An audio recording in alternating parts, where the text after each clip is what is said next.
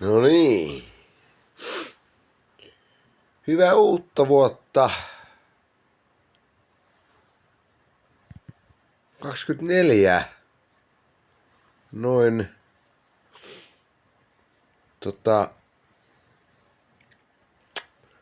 sellaisille ihmisille, mitkä sitä oikeesti tarttee sitä hyvää mieltä ja oloa ja muuta kaikkea hienoa sellaista.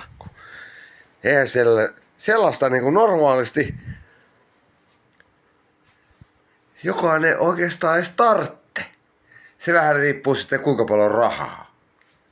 Joko raha on semmonen noin pieni tai oikeastaan noin iso asia siinä elämässä, mitä sä oikeesti niinku tarttet.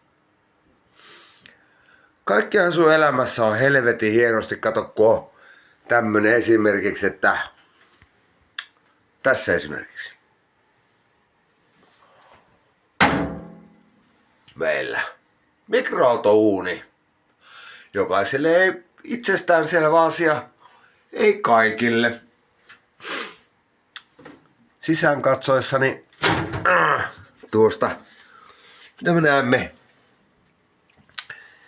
ilman lautasta olevan semmoisen saatanan pyörällä, mikä ei pyöritä yhtään mitään, eikä se pyöritä sitä saatana yhtään mihinkään.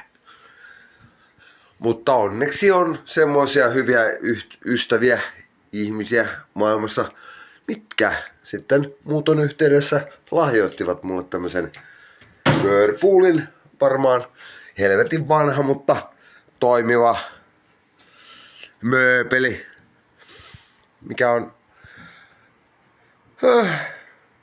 jollain tavoin lämmittänyt sydäntäni ja mahaani ennen totea. Joo. Mutta hyvää yhtävyötä kaikille teille sinne saatana köyhille.